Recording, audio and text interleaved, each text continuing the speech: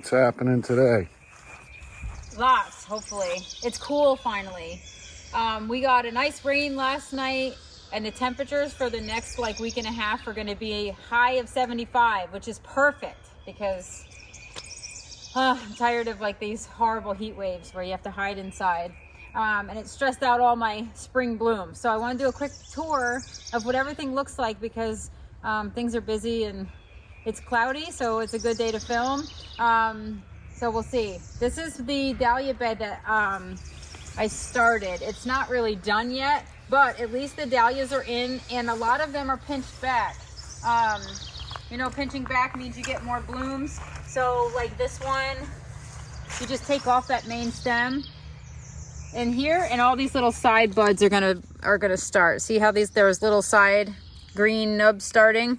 So all the way down those stems, those little side armpit buds are gonna start pushing out now because there's no leader, and you're gonna get a bushier, more blooming dahlia plant than you will just to have one leader with blooms. So plants don't get pissed when you pinch them? No. Well, they do. Then they're like, oh no, you're not gonna take off my main leader. I'm gonna give you 12 liters, which is what you want. It's like manipulation.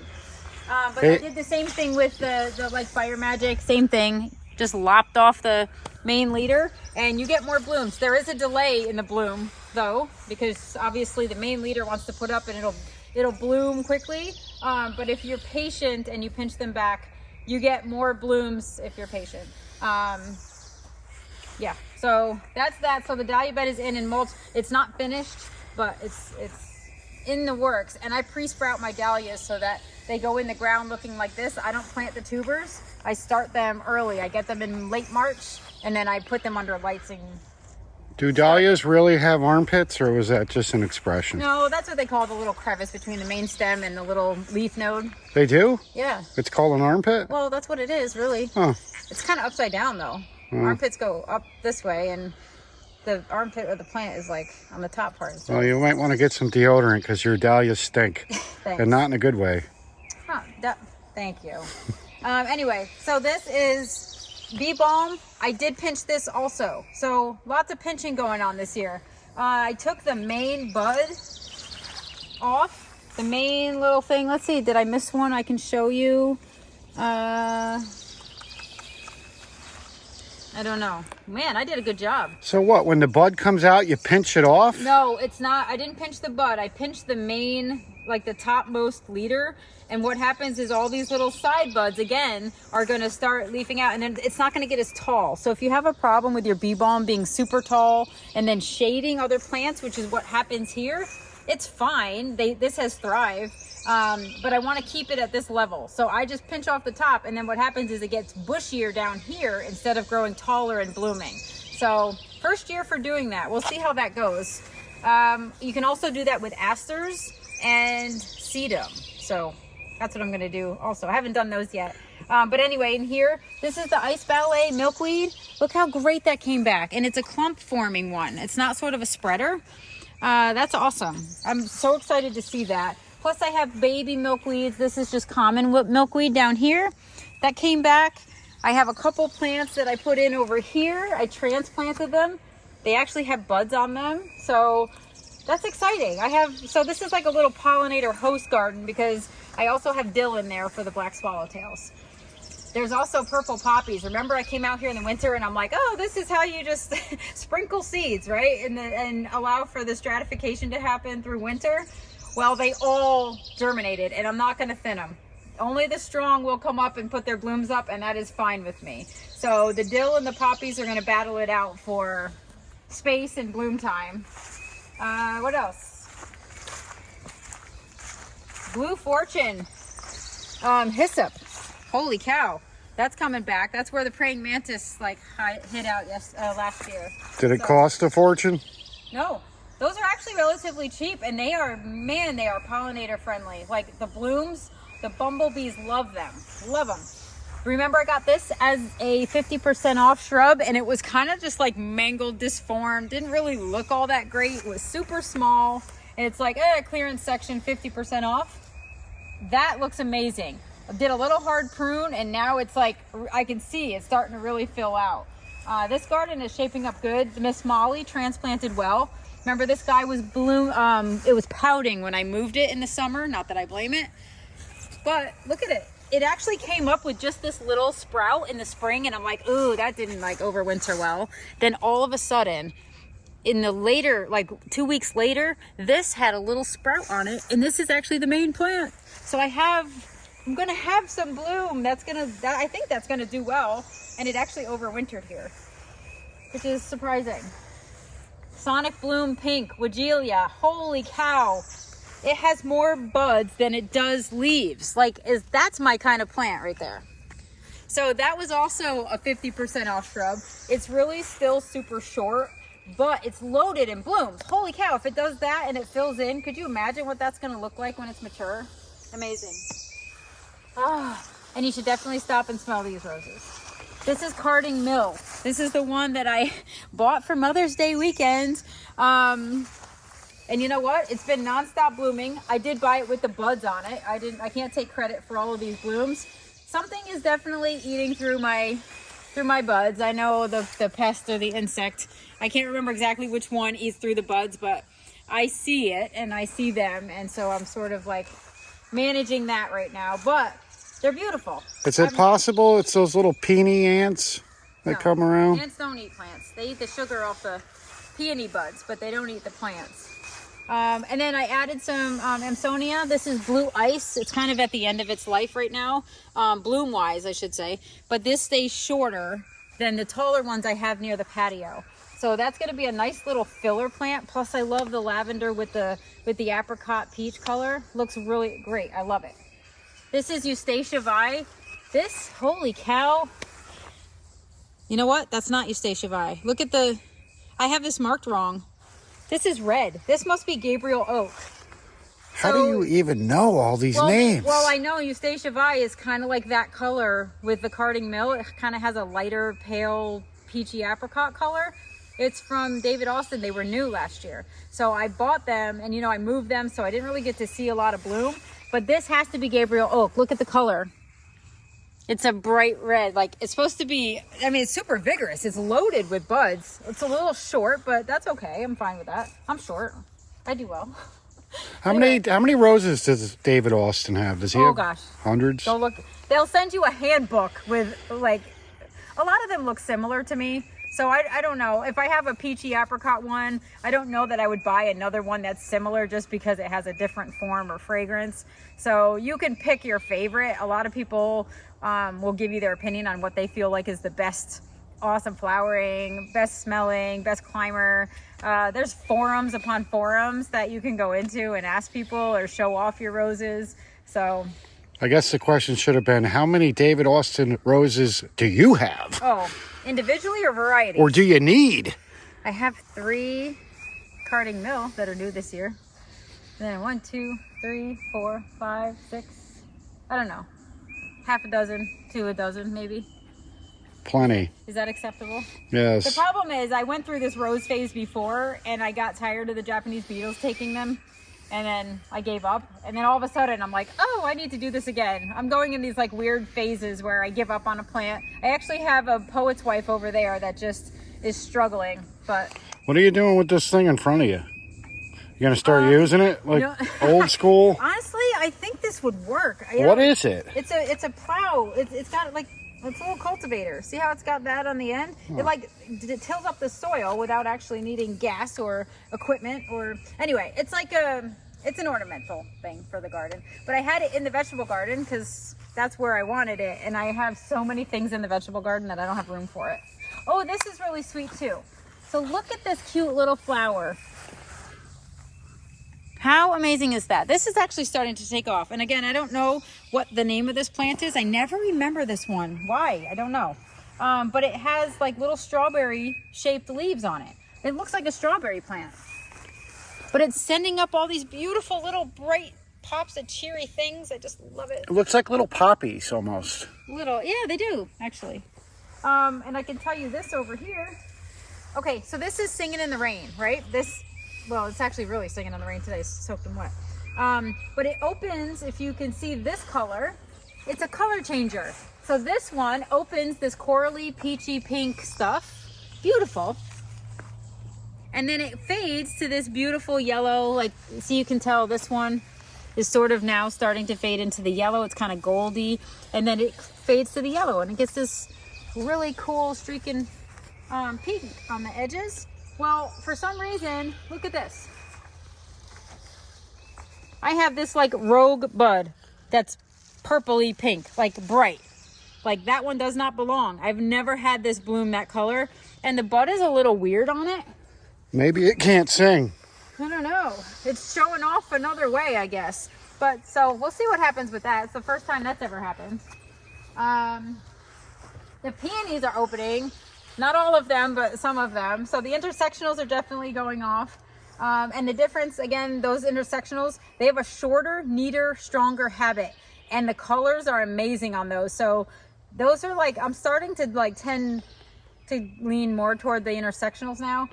You can't ever get rid of the herbaceous peonies. This is Festiva Maxima. Holy cow. Oh, I wish you could smell these. They're amazing. These are like the traditional peonies. They have these like raspberry flares in the center. This one is a prolific bloomer, but they're top heavy. So the biggest like annoyance with herbaceous peonies is that they need to be staked. Otherwise you lose, you know, it rained last night. All of this would be laying on the ground. They'd be dirty. The ants would be on them. I have sort of a stake underneath here. You can see I have them like roped off and staked up.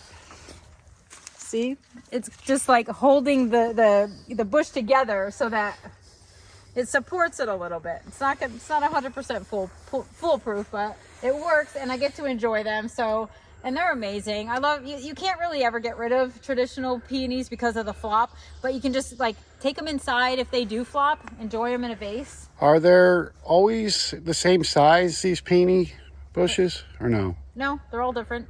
So there's little itsy bitsy teeny peonies, well, or no? Yes, sort of. I don't know why that struck me funny, but yes. They have, you know, plant size or flower size, because look at this one. This one, totally different form. Look at the size of this. This is Walter Main's. And this one, the whole, like, I mean, of course I love the bright red, but the whole center, instead of being like a double with multiple rounds of petals, this has anthers. Like the whole center is all anthers, and that is like the main attraction on the peony. So this form is amazing. And it's different, and it's like, you know, totally different from Festiva Maxima, which is a double with some flares. This one is just totally different, and I love it. And it grows wacky. Like the stems are always like corkscrewy score. Like, look at that. I was going to say that. It looks like it wants to escape whatever cage you put weird. it in. I know. It's really weird. It grows, you know, it's just a wacky peony, but I love the flower so much on it. What's this little thing in front of it? That is a rose bush that I bought. It's a little mini hardy rose. It's a knockout rose. Petite something. Petite, actually I still have the thing on it. It is a petite knockout shrub rose. And you know what? I put it in these little pots because I kind of wanted some color, and I'm disappointed by my climbing rose. So I got these to put in pots, but they're hardy, so they will go in the ground. Probably, maybe even here. I don't know. I'm just trying to see if I like them there. How is your rose bush doing over here? My rose bush is not happy at all. Oof. It did not respond well. I did have a main stalk, a main cane right here coming up.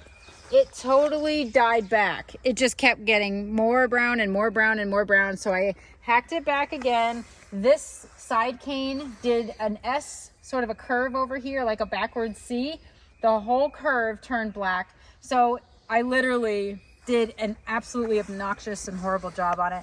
I'm kind of over that. I'm happy to see what buds it does have right now blooming. I'm just not focusing on that this year. And the reason I can do that is because I have a peaches and cream honeysuckle that is loaded with buds and actually did what it was supposed to do on the left side of the arbor. Isn't that cool? So the buds right now are not blooming. See this? See this guy? That's the bud. And it's going to come out this beautiful color here. But this is a clematis that I moved from this side because it was too shady. And now all of a sudden I left a piece in the ground apparently because it sprouted, And this is the second year, and it's actually playing nice with the honeysuckle. So who knew? This is like a happy accident, right? So the clematis will bloom after the honeysuckle's pretty much done, or no? Oh no, the clematis is blooming, and the honeysuckle is just starting. The buds haven't even come out yet. So the clematis is going to be done, and then the honeysuckle is going to come out and bloom. And you know what? And look how beautiful. I didn't prune this. I didn't shape it. I didn't stake it. I didn't do anything. It just was like, okay, I like this. So if this thing starts to disappoint me and I just get so annoyed by it, I'm going to just put another one of these over there, because this took 3 years to hit the top and do its thing. Sounds like something a gynecologist would say. You got clematis. Yeah, no. All right. Whoa, watch out for those plants up there. Okay, so this is really cute. Where's oh, look at this. So this is my son planting seeds. This is milkweed. It says milkweed on it, right? Well, look at the other side. He put his initials, Blake Hafner, do not touch, with like 30 exclamation points. And this is his little wildflower seed mix, Blake H. So he has labeled them, and these are his plants. And that is where it's a bad idea to put them there. Maybe we should put some Blake labels on the cookie jar. I know. Well, or the clothes basket. This is Blake's. Touch. Put them away. Yeah. I'm going to start labeling things. But anyway, I thought that was really cute. So lettuces. Actually, lettuces are ready, man. We're going to have some salad soon. Eyeliner lily. Man, these things are always awesome.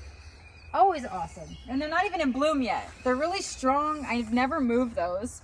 Have some strawberry plants this year. And those are huge. Garden. Well, here's the thing. I went from trying the ever-bearing strawberries to doing just the June-bearing. So I'm going to get one flush of fruit. As a matter of fact, I have them over here also. And they're doing their thing. Like, I'm excited, and I'm feeding them. So they're heavy feeders. Have some peppers, little ornamental peppers. Look at these are snacker peppers. Like, my kids love peppers, the little ones that you just take in your hand and you eat up. So that's exciting. More lettuces. My little zinnias are blooming. These are like little petite minis. I love them. See? So cute. And then here's another thing we're going to pinch back. I should have done this already, but I couldn't do it because they are blooming. When this is kind of faded, these, look, I'm going to pinch back to here because look at, here's the little side buds. So the more you cut zinnias and pinch them back, the more they produce flowers. Like, it's the perfect setup. I think this zinnia has a hairy armpit over here. Yeah, actually, he's a little fuzzy. You might want to cut it back below the armpit there. He's a little fuzzy. And I am so excited. I'm giving them all a hug. They're trying, you guys. It's New York. What do you want? But man, look, I'm loaded over here. Buds, buds, buds. And look, oh my God. So this is one that's growing normal. I don't know if this stem is necessarily tall enough, but this is the tallest one I have. One thing I did read, because the stems are really short. Like, if you look at this, I have tons of buds. There's 1, 2, 3, 4, 5 buds here, but they're really short. Like, if I wanted to put these into a vase, it'd have to be a small vase, which I'm probably not going to do. I'm going to let them bloom and just thrill me every morning. But anyway, so now that we have some cooler weather and they're starting to bloom, but they're really, really short, the heat.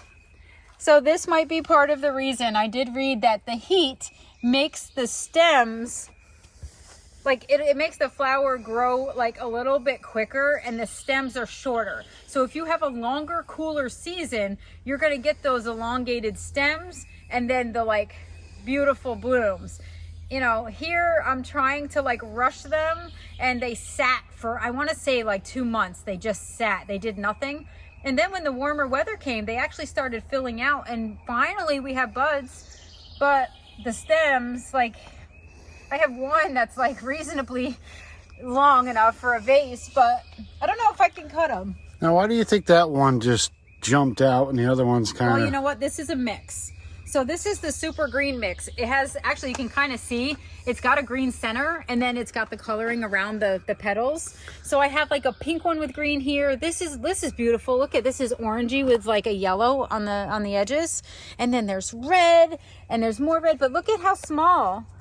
Like, I have buds on all these plants, but some of them are going to be you know, I don't know if they're going to really shoot up at the last minute. Looks like a belly button. It's so cool. I'm really excited about this. So anyway, so yes, I'm so proud of these guys. They're sticking it out with me. And you know what? They better freaking bloom because I have wasted so much time on them. And they aren't really high maintenance. They're just slow. So I think next year I'm going to put them in crates. And I'll actually be able to move them inside if I need to when it frosts, and then put them outside in the garden to bloom. And that way I'm not taking up like this whole box for the whole season, because I kind of expected these to be done blooming and out so I can plant. But that's sort of not the case. We have a little bit of time left on those. But I'm proud of them. They're really, you know, they're doing their thing. Keep going. Keep talking with your hot air and they should be going up there pretty quick. Oh, so another awesome thing going on. Clematis, however you want to say it. These, well, this one's kind of faded now, but they open like a really kind of vibrant pink and then they fade, and this one has dark anthers. Ooh, this is a good one to show. Look up here. See how it has really dark anthers in the center? Really pretty. It's really too tall for that obelisk. It needs to be, I need to put a taller one in there next year because it wanted to go taller and I had to lop it because it was just like falling off there. But I love that the clematis are blooming in the garden. And this one, holy cow, thrilled with this one this year. Amazing. White anthers on that really bright fuchsia pink. This is how bright they come out, and then they kind of just fade to this bright pink. And man, how old is that one? I want to say 3 years. Third year. This is the third spring. So every year a plant lives, the flowers are going to be better and better usually, right? Well, depending look on at my whether... climbing rose. I wouldn't say that. That's 4 years in, and yeah, well, that was my fault though. I can't blame it, but you know, you pinched them a little too much. It's making me a little annoyed with it that I did, you know, that I did some bad pruning. But another one, I don't know. Is this one called Rebecca maybe, or I think it is. I think that's the one with the white anthers.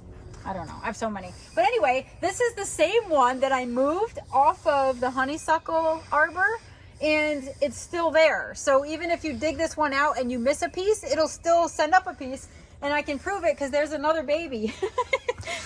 That doesn't look like a baby. No, that's a big plant. So that's a year old. Yeah. No, that's actually 2 years old. Oh, so it's still going to be the same age. The problem is this is hiding, and it's not. I don't know where it came from. I assume that somehow something happened. And then this one is Ville de Leon. This one is beautiful. Look, it's really got substance to it. It's not sort of a flat, elongated leaf. It's kind of puffy and like a little pinched on the leaves. It's so pretty. And then this one I really like. Just, you know, I have to train this though. I have to lay them sideways, and I tuck them into the fence like you can see here to get them to go sideways. And like right now, it's grabbing onto my tomato trellis, which I don't want it to do. So I'm going to very gently unravel its little fingers and put it back on the fence. You know, they're growing toward the sun, so they're coming off of the fence going toward that way. But what I want to do is take this, and be careful because they will break off very easily. And then these two are playing. These two are all tangled up. It's almost like it senses something's there and then just goes and gets it. That's strange. They do. Actually, they move their tendrils around until they find it. Have you ever seen the video? I've seen videos on this. It's fascinating, really. They move around, and when they find something, they go to it, and they attach themselves. So anyway, in this, I have peppers, daylilies, tomatoes, poppies, zinnias, lettuce. This is not planted with any plant at all. I'm just throwing plants in that I grew from seed because I don't have my raised beds. We have some other things in the works this year, so I don't have my planting boxes. I'll get to it. Well, anyway, so back there, a lot of my daylilies are in the beds. I crammed them in for now. So all my seedlings are back there. I don't know if they're going to bloom or not. And look at my snapdragons. Holy cow. So this is exciting. My snapdragons are actually going to bloom with my ranunculus. But look, like this one, I already have color showing. So this is exciting. And you know what? I do have multiple branches of flowers. So this is cool. I actually have to bring these up a little bit. have to bring the netting up a little bit. But I am very happy that I did the netting because they are tall and kind of lanky, and the wind will take them and the rain will take them and break them off. But this is exciting. I have buds. The Chantilly mix is definitely farther ahead than the peaches and cream. So what are you growing these in boxes for? Are you going to replant them somewhere else, or are you? No, these are annuals. Once they're done, they're done. So are these for customers, or no? these These are for me. These are for cut flowers and for bringing in. I don't have enough for like to sell them. This is the first year I've tried this and Ranunculus. So I'm just doing these for me. So our so our house is going to smell like a funeral home then, basically all summer. Yeah, I don't know if these even smell. These just look pretty. What else do I have? I had tucked in some zinnias over here that I grew from seed. I have zinnias in pots. I have lettuce and container zucchini, carrots. I'm putting carrots in containers. My buddy Norm does this in a huge round, like 4-foot diameter bin. I don't have bins that size, but I am going to try. Them this year like that.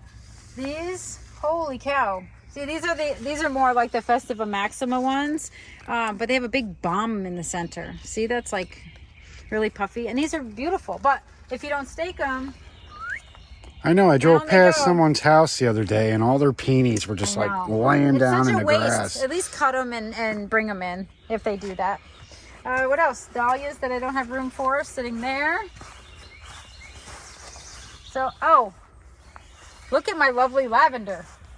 Oof. I guess I'll be replacing these. Dead as a doornail. Well, those two are. This one's coming back slowly, and this one is coming back slowly with some weeds. Is it possible it was pug pea or no? No, it's just, I don't know what happens. All four would not gotten, they wouldn't die. 2 and 2, I don't know. Lavender's really finicky here. I'm starting to be over it.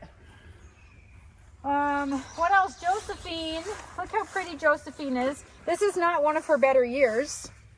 So she's an early bloomer, so I think she does like the cooler weather.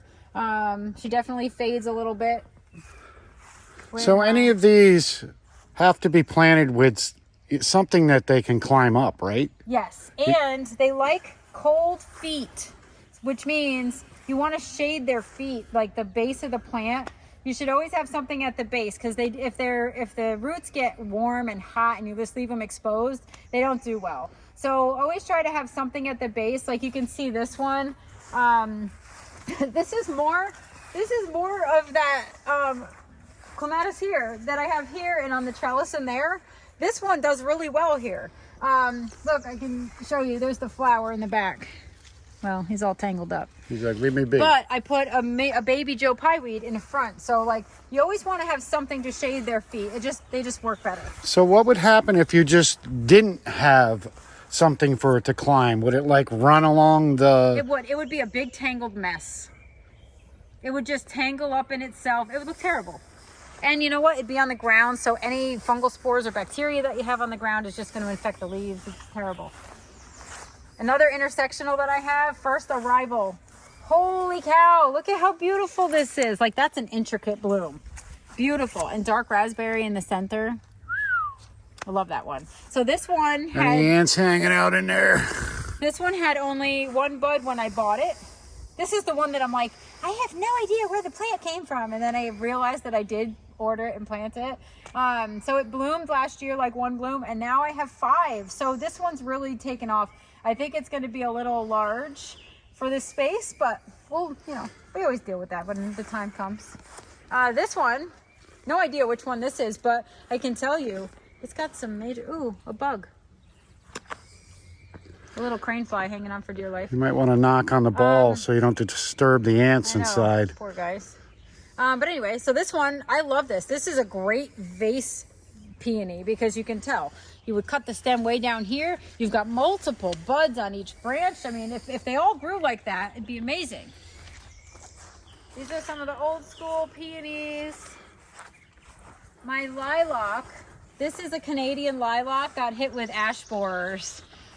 What is that? So if you notice down here, there's little holes here. See how they're perfectly round drilled holes? Uh-oh. They're all up the stem. So what I'm doing, normally I would thin this out and let the sunlight come in and use it more as a topiary. I think I'm gonna have to start letting this grow in so that the trunk is sort of hidden, and see if I can sort of manage them that way. I started to get a lot of branches that didn't do anything. The blooms didn't happen. They didn't leaf out. It's looking a little sad. So I have to see what happens. This has been in here for so long. I hate to lose it, but you know, you're not going to do anything against an ash borer. There's nothing you can do against. There's a pesticide that starts with O, and I would butcher the name even if I tried. I can put that in there and treat it every spring because it's really not too far gone, but I don't know.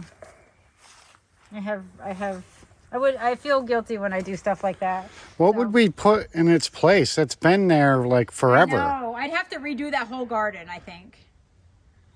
I don't know that I'd put something tall, but I do like the upright structure, so I don't know. I'd have to think about that. So the ash borer, it burrows in there. Yeah. And then it just keeps eating the trunk? What happens is it lays babies in there, and when the babies hatch in the spring, they start eating the interior of the stem, the trunk. And what happens is that disrupts the food, the water going up to the branches. So you'll see some branches are dying off. You'll see some branches aren't blooming. There's no buds, there's blah, blah. And then as it advances, it eventually takes the tree, and the tree just can't thrive. So right now it's an early stage. Like I just noticed this year. So can you like put caulk or something in the hole? No, maybe? because they're in there, and Little they're wood gonna eat their way out. But also, if it's wet inside, then you're gonna make it rot. You're gonna keep the water inside the trunk. It's just not. It's not nothing you're gonna do except treat it with harsh stuff. And all the butterflies eat from the flowers, so I really don't want to do that. That is like one of the earliest flowers that they visit. I'll break out the Raid can when you're not looking. Well, you can sit here, and when they come out, you can catch them and splash them. Well, I'm just hoping that if I let the leafing out happen on the trunk, that it will sort of hide the trunk and make it less noticeable and accessible. Maybe if you move those singing roses over here, they take off, because those singing roses sounded horrible the other night. Look, there's a little bird in the tree. Oh, he just left. Yeah, he's like over there on your trellis. He's cool. Anyway, my little shade garden. Man, this is popping. So lady's mantle is about to bloom. It gets these yellow blooms against this like kind of bluish green leaf. So that is always my favorite combination too. How many of those did you start with? 3? Is that 3 of those just spread, or? You know what? This is a funny story. These I actually pulled up out of my dad's driveway. He had little seedlings growing in his driveway, and he was just going to pull them. And I'm like, no. So before he paved the driveway, I went in and I'm like, and I popped them out and I used them, and they just grew. And so wouldn't they be considered invasive? No. Because they're nice looking. No, because they're not invasive. They grew from seed, just like normal things.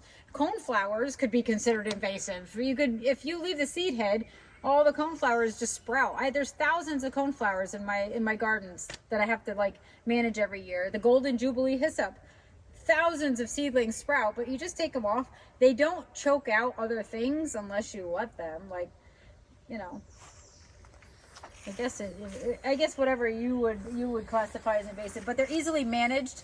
And some of them are native. So. Well, it's just every time you tell me a invasive plant, I think it's something that just grows and takes over everything, and it kind of. Yes, that's true. That's what it is. That's exact. Oriental bittersweet is invasive. Kudzu vines are invasive. There's a million things that I can list. I have a whole pamphlet actually that I just learned about. You're going to put yourself on that list once or twice? Yeah, I am. I'm a little space invader. So this, you know what? My high noon peony. Remember how I had beautiful branches out? It must have been like 6-7 feet wide. Well, I pruned off the 2 end branches, and the one branch on the right that had flowers fell over. And I was like, I was so disappointed. So now I have to kind of prune it back a little bit altogether now that it's done flowering. and kind of keep that a little shorter in habit, because it's definitely getting to where these long branches are swaying, and you know, if they get top heavy. I'm surprised about this one. I've never had a problem with it holding its stems up, so I definitely have to prune it back though. And now's the time to do it, right after flowering. But everything else, wow, this one's loaded with buds. This one is called Do Tell. Beautiful. I'll show you that when it's in bloom. Let's do a quick run over here. You know, this peony is always amazing. It's always loaded. Actually, this is not even staked. This is pretty strong. When it opens, if it rains, I might have a problem, but I'll probably take off a lot of the... Couple ants are swimming in there. Yeah. This one I think is called Bowl of Beauty. That one's pretty. It's like fuchsia. And I kind of like it when it's not in bloom. Is that weird? I love this. It looks like little, I don't know. They just look like, they look so pretty even when they're not in bloom. Now, do those get top heavy as well when they bloom or no? Yes. So we're going to have to... It's not staked. What I should do is take a little of that jute string and just tie around to keep it all kind of corralled. I could totally do that. And if I don't do that in the next day, it'd be kind of silly not to do it. My hydrangeas are starting to bud. Oh, wow. We got buds already. And we have 4-line plant bugs. See these little dotted holes? If you have those, and this is not specific just to hydrangeas. I have this on my black-eyed Susans also. Those are 4-line plant bugs. They don't really kill the plant. They just make it look crappy. But anyway, so that hedge looks beautiful. I think that's going to shape up awesome. And the sun garden. Well, we've had some... It's been interesting. I had dieback with lavender also in my sun garden. Can you believe it? Like, what happened? I don't know. The lavender did not fare well. It has to be the ice, because these have been in for years. I think it's the pug. Yeah. Yep. You're in for a rude awakening. You're in for a rude awakening. So I do, my weeds are creeping in because I haven't spent much time on this garden. Look, grass. And you know what? This is supposed to be a Pugster Blue. And you know what? The more I'm looking at it, the more I think that this is not Pugster. I think this might be a lobelia that's growing in on top of the plant, because this is what I don't know. I'm not entirely sure that that's Pugster coming back. Anyway, so that didn't do well. So much for my Pugster Blue that I had to have. Looks like Pugster poo. Yeah, Pugster. Didn't you say that Jack's wrecked these plants? So on the left here, this one, yes. That's what it's supposed to look like. It's supposed to be standing up and beautiful with yellow flowers. This is what happens when you have dogs, and it just like mangles the flowers. So I have to move these to an interior spot, because I'm not looking at that. That is sloppy and messy. And he did the same thing here. Look, he did the same thing here. See how messy and horrible that looks? Well, can you blame him? It looks like a great place to go to the bathroom. Think about it. Every time you see a honey wagon, it has colorful flowers on it. So he's just, you know, it's instinctual. No, it's annoying. This one, Tripedale. This is an allium that has little bells. It's so cute. This is a different version from the one in the cottage garden, but still pretty. What else is just happening? The allium are blooming. I'm still kind of assessing what's coming up and what's not. Definitely lavender. Again, like all my lavender is done. Do I replace those, or do I just do something else? Knowing you, I believe you're going to replace them with something else. Well, I love the lavender in there though. The St. John's wort is doing really well. So this is year number 2 for that. Did you look up something? Huh? Did you look up anything about why the lavender may be doing that? No, I just know it's temperamental here. I've never done really well. I started with the phenomenal lavender, and it actually did well. Like for years and years and years, and now, like that's been in there. I'm really disappointed because that's been in forever.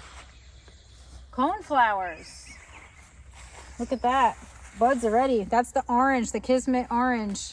Intense orange. The daylilies look good. Killer green bananas did come back. That's a Florida hybridized daylily, and it came back. I don't know what this one is, but it came back better than killer green bananas. So we'll see what the blooms are on that. Maybe it's a killer green kiwi. Maybe. This one. So my viburnums blooming.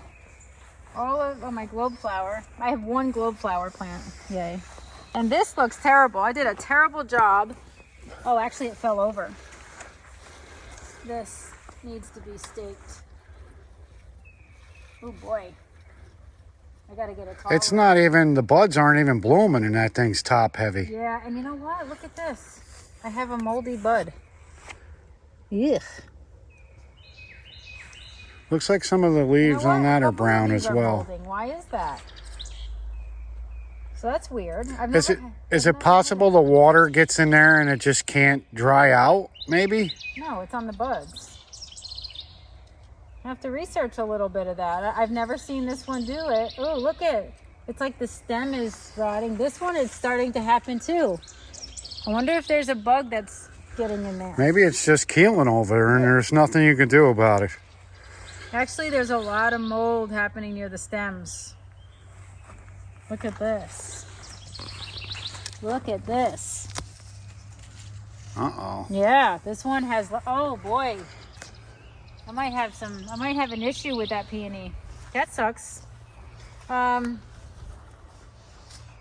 they can't all be beautiful, I guess. I'll have to do a little bit of deep diving into that, I guess. So it's normal. Even if you're the greatest gardener in the world, sometimes a plant's just going to say, I'm done. Well, no. Sometimes it's going to get attacked, or it's not going to be as healthy as you think it's going to be, or the weather's going to get to it, or, you know. Like in 10 years, how many of these existing plants are going to be in this garden? I hope quite a few. So do I, because I'm tired of you buying them.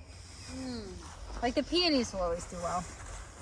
That peony, that's like, those are traditional top-heavy peonies that are right now staked.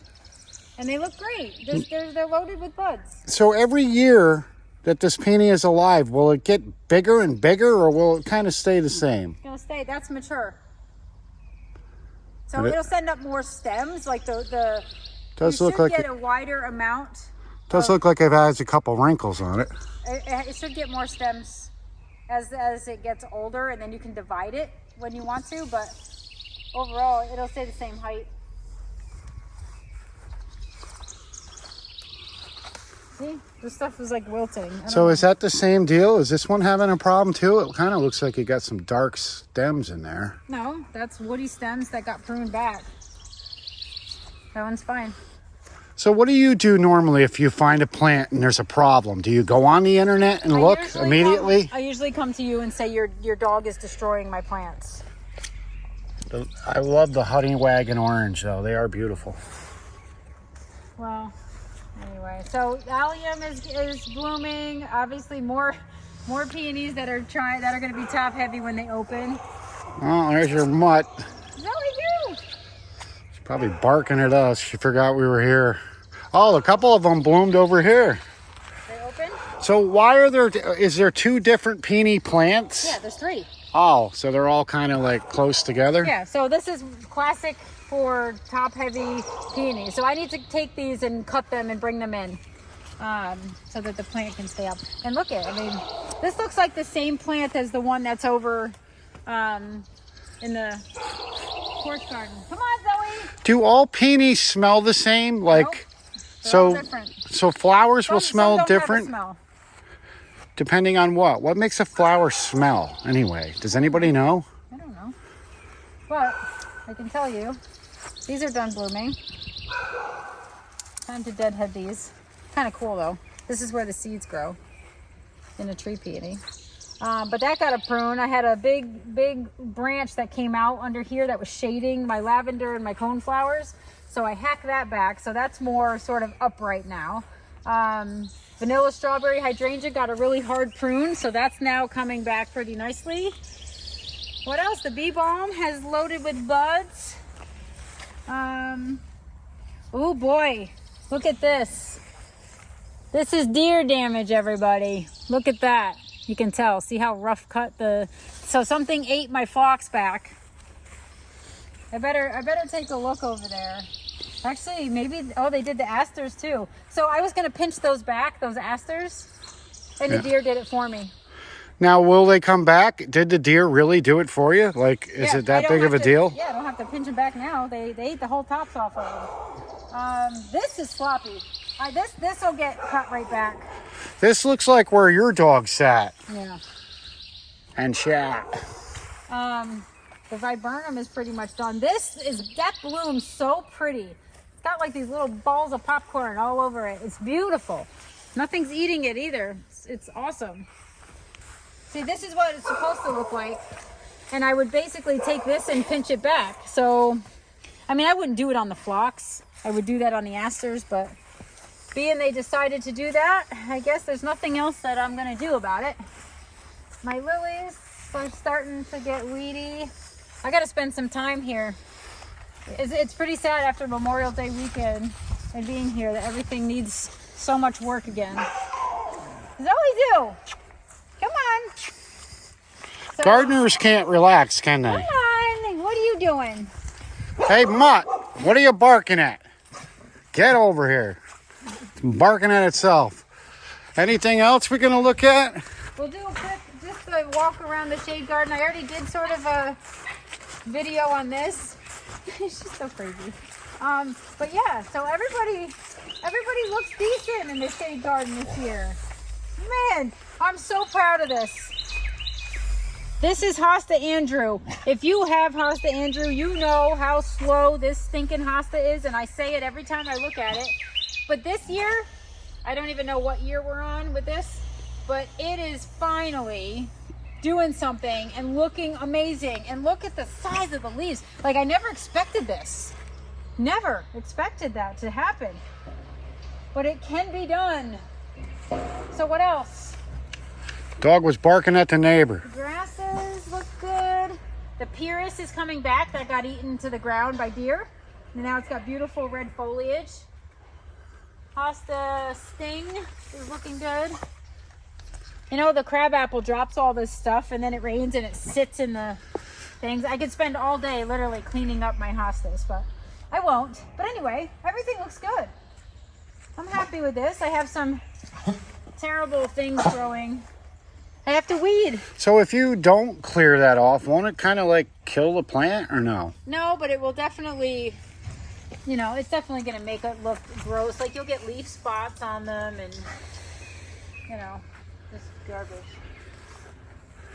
What are all those black things on there? I'm trying to figure out what that is. What is this?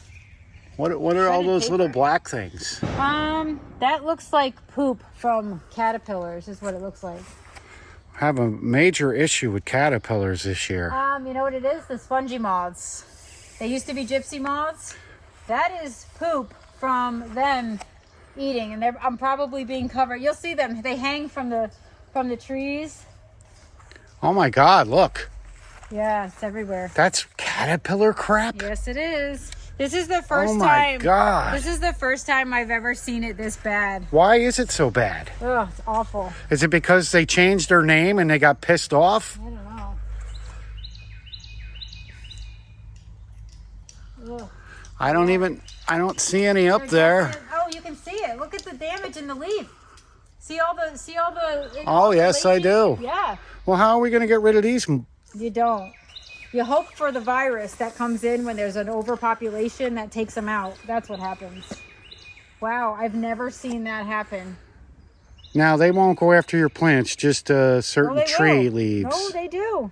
They do. Oh, boy. I mean, they do prefer trees. My weeping beech tree got annihilated already by them. But look at this. Like, look how big. Oh, my God. This is great. I mean, some in substance, but look how big it is. If they wanted to, they would come down and just annihilate. But they prefer leaves. I think poplars and oaks and yeah, not good. Yeah, so there are some caterpillars that my wife could care less about, folks. Yeah, those are one of them. Well, because those are invasive. That's an invasive species right there. So there you go. I still have not cut this back, but I do have, someone had asked me about shade garden peonies. So you can tell that the flowers are a little less, they're a little less prolific, a little smaller, but they do bloom. I have blooms coming. So yeah, you can grow peonies in the shade and still get blooms. Well, honey, everything looks beautiful. I'd love to sit here all day and chat, but I do have to go to work. Yeah. Well, I know, so do I. But anyway, this is kind of disturbing. I guess we're going to be wiping off some caterpillar crap later. Oh, God, I guess I'll have to bring out a few rolls of TP and we'll get at it. I hope it's good for the garden. I hope the poop is actually beneficial, but I doubt it. Well, you never know. I have never seen a bag of caterpillar manure. Although with the amount of caterpillars we have, maybe we're onto something. Who knows? But anyway, yeah, so everything's shaping up. Definitely some dead plants, definitely some beautiful plants, but that's what happens when you garden, right? Like, you have to take the good with the bad and the ugly, and if you're like me, you just plant so many things that you don't realize or you don't really notice to the average passerby that you have damage. You know what, honey? I'm very proud because this morning you discovered a few of your plants had some problems and you didn't even get all worked up over it. No, but look, here it is. Look at, right here. Here's the culprit. There's the culprit, and you can't touch them. They give you a rash. And what are they called now? They were Gypsy Moths. They're now called Spongy Moths. Is there a reason? Ooh, look. They changed the name? Look, they're all over. Look on boy. look on the other side of the leaf. Hi, buddies. Well, look at right here. They're all over the crabapple. Uh-oh. Look at them all. Holy cow. Holy caterpillar. Yes. Well, what are we going to do? We better call Terminex or somebody. Nothing you can do. Actually, some people have them so bad they can hear them chewing. They have so many, you can hear them in the trees. So they don't eat with their mouth closed? That's not the point. They don't have any manners? But anyway, so yeah, they're starting to move to my plants. And we've never had this. Never had this happen. So that is a very bad sign.